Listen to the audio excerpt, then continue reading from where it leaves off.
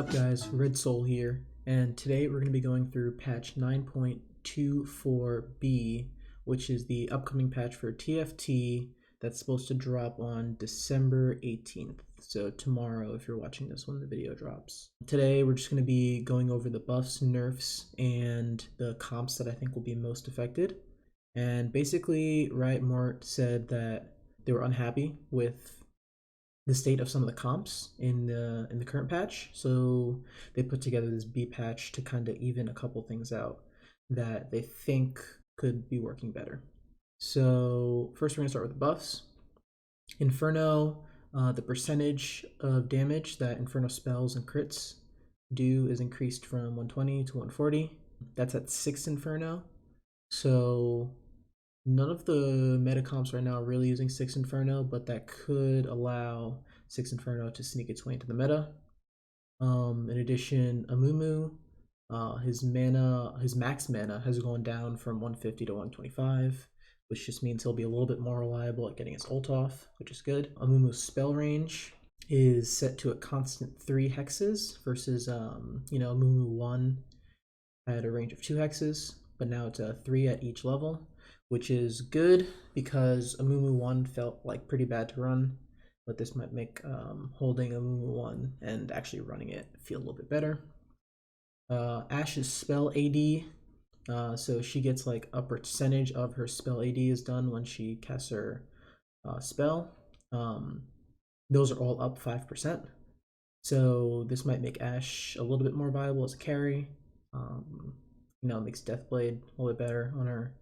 So we'll see how that turns out. Twitch's AD goes up by 5.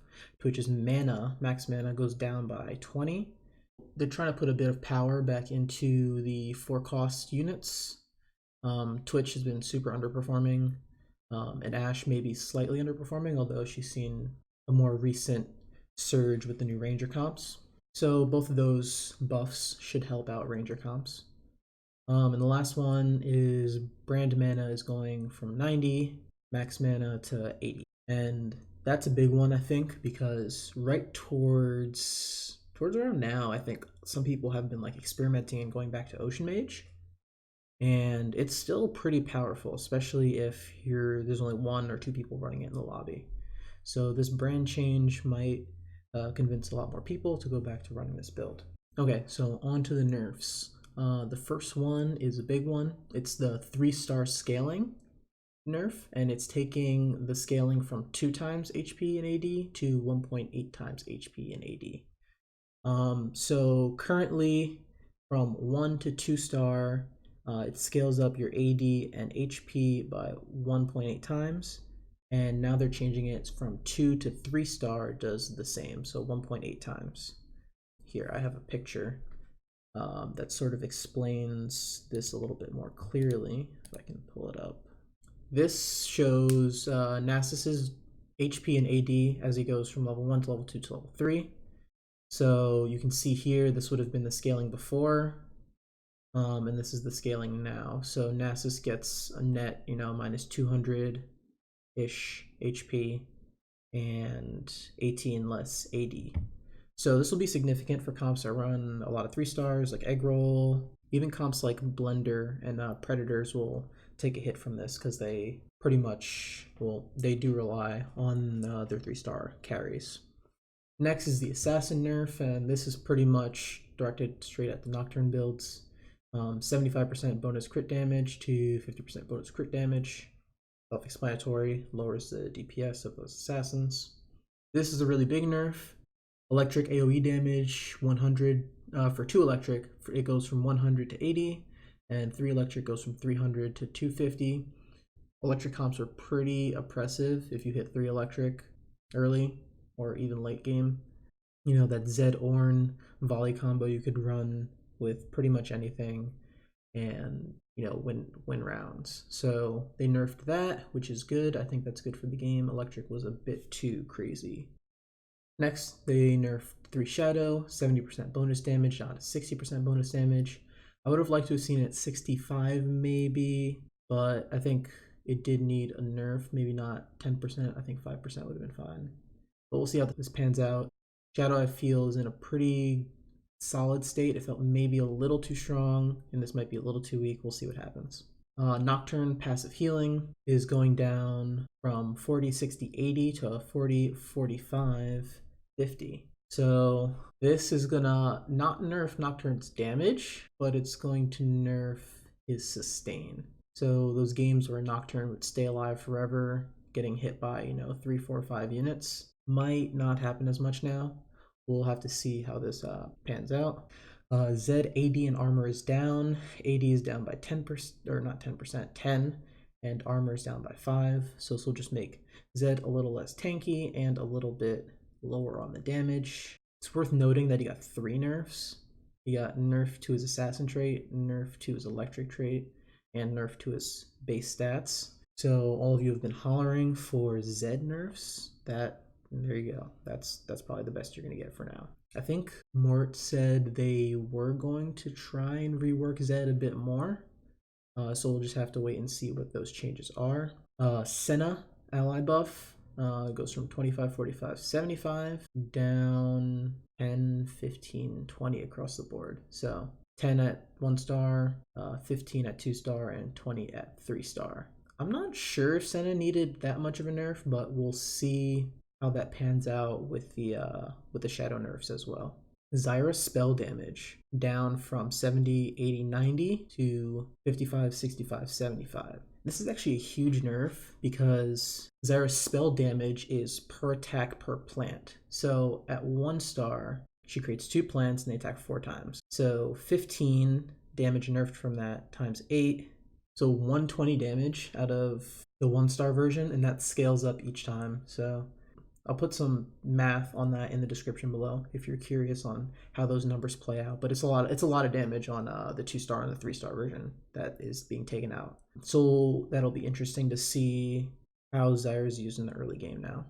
Rek'Sai AD is going from 65 to 60, so that'll just make him a little bit weaker. That's a nerf to Nocturne comps, a nerf to Predators a little bit. Shouldn't be too substantial, but it is there. And then Hush and Swordbreaker proc chance goes from 33% to 25. So this is taking a little bit of power out of Sivir, who could just make it so your units don't get to play the game. And that's always frustrating. As well as nerfs Rangers a bit, because Rangers can make pretty good use of those items with Runins and their attack speed buff. Lastly, changes. There were no announced changes that were not in the nerf or buff category, but there's always a chance that something will pop up. Lastly, we're going to go through the different comps that I see being affected by this and just things that are being run in the meta in general. And we'll kind of go through and see what the meta might look like when this patch drops. Before we begin, I put together sort of a meaning behind each of the rankings. Basically, for S tier, there'll be 1 person playing this comp every game, and if there isn't, you should probably force it because it's that strong.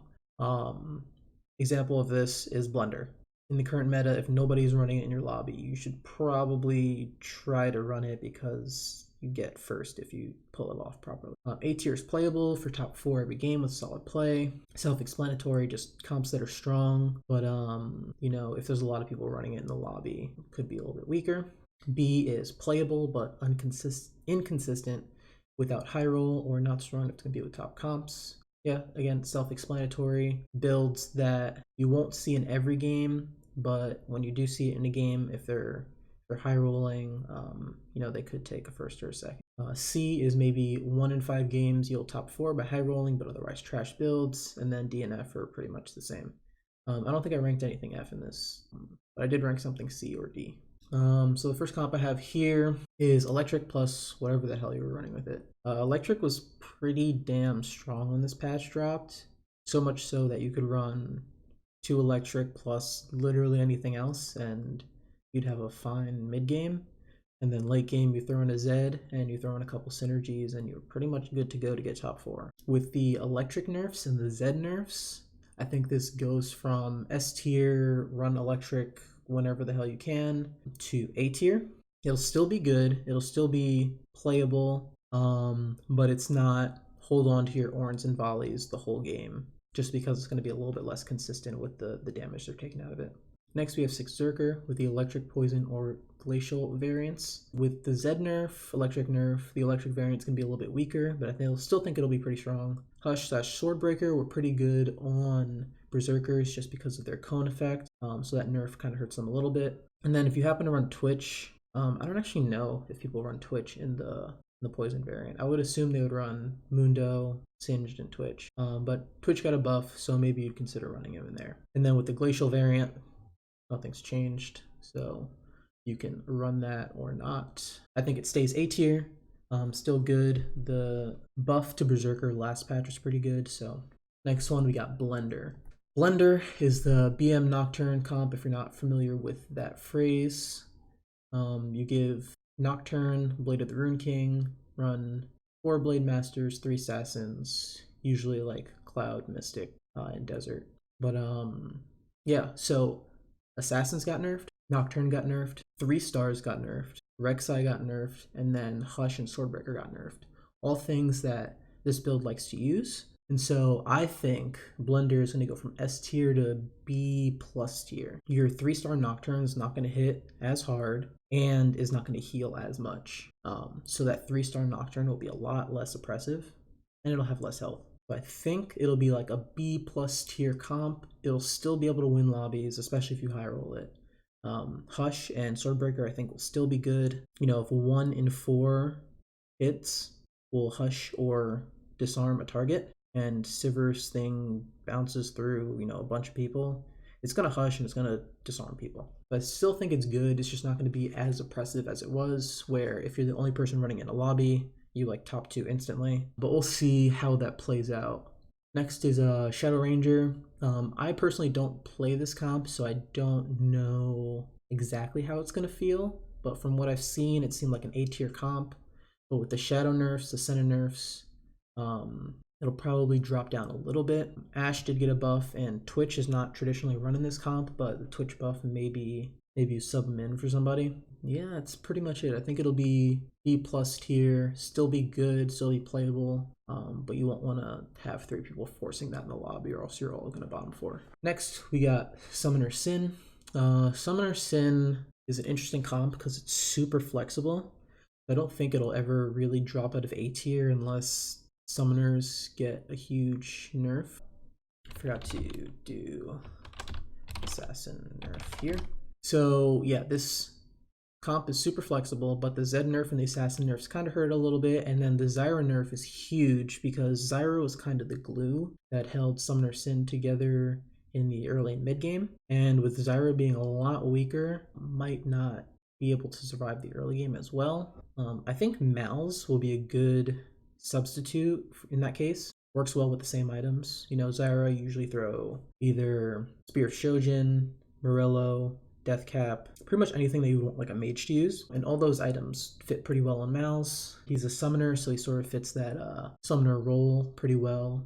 Some people would run Zyra all the way into the late game and even their final comp. I think Mal's probably will have to get subbed out in the later game, but will definitely be a good item holder for the early and mid game. But I think Zyra will not be nearly as strong this patch, so Summoner Sin players will have to find a different early game. Next, we have Ocean Mage, and this is one of the builds which I think is going to make a huge comeback this next patch. So I'm thinking it's B tier this patch. So you'll see some people running it in lobbies, and if they're the only one running it, it's pretty good. But with the brand buff for Ocean Mage, you know, might make a resurgence. The Zyra nerf kind of hurts because sometimes you'll run Zyra in that comp, either to hit your Summoner 3-piece or to hit your Inferno 3-piece. So we'll see what people run instead of Zyra there. Zed was another late game win con where if you have 4 Inferno, or not 4 Inferno, 4 Ocean, and then you find Zed, you can kind of throw it in, throw your items on there, and Zed would perform pretty well. And then the Amumu buff could be something you can throw in super late game in the front line, which is pretty good. Alright, next we have 6 Light, 2 Soulbound, and I actually don't play this comp, but this was super popular right at the beginning when the previous patch 9.24 dropped. Since then, it's been a little bit less popular. I haven't seen as many people running it, but it's been mostly untouched except for the Senna nerf. And Lucian is pretty strong. Like, I don't think we've seen the full extent of what Lucian can do.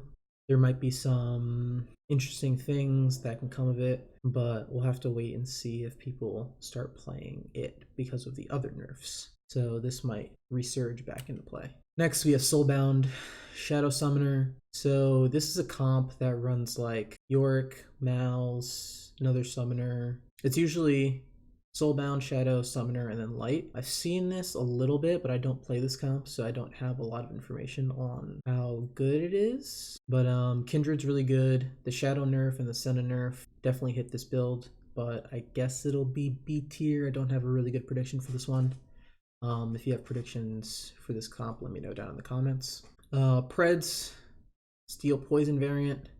The 3-star nerf hurts Kog'Maw a little bit. I think it might be worse than the Crystal variant, especially with the Rek'Sai and Nocturne nerfs. Twitch buff will be good for running Twitch if you're doing the Poison variant, or if you're playing Poison in this. But I think normally people will run Mundo Singed along with the Kog'Maw. So we'll see where that is. I think I'll stay at A tier. Preds have been pretty solid this patch, just in general. So we'll see if this rises or falls in popularity. The Pred comp, I think that'll be the dominant one, will be the Crystal Poison variant. So the 3-star nerf hits it, but there's an Ashe buff, Twitch got buffed, and Rek'Sai got nerfed. So you can either not play Rek'Sai, you can play Warwick over it and try to 3-star that, or you can run Rek'Sai in that 3rd Pred slot. But I don't know, all the units that are in this Crystal Poison variant seem pretty good, and a couple of them got buffs, so I'm interested to see if this one will rise up to S tier as I'm predicting.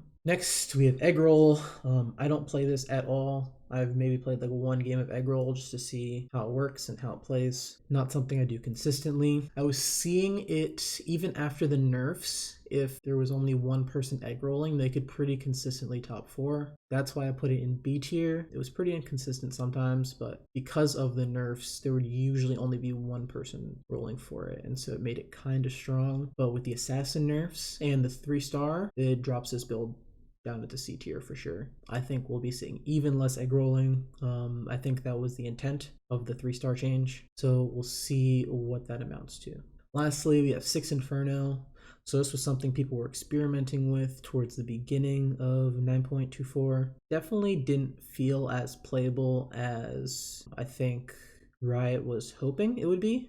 Still felt a bit weak, and a lot of the Inferno units are squishy. So the Amumu buff, the brand buff, the 6 Inferno buff will definitely make this build stronger. I think it can slide up into B tier, maybe even B+ tier, but it's going to take a little bit of experimenting to figure out what exact units you want for that build. It might be the case where you only run this build if you hit like Inferno Spat pretty early in the game, or you only run it if you hit Inferno Spat Singed on, stage 5 carousel.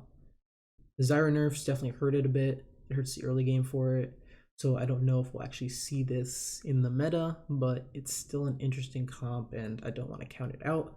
So we're going to throw it in the B slot. And that's all the builds I have for today. If you think I missed any builds, let me know down in the comments. But I think I hit all of the major ones in the meta. I'll be doing another video that covers what the meta actually evolves into once this patch drops.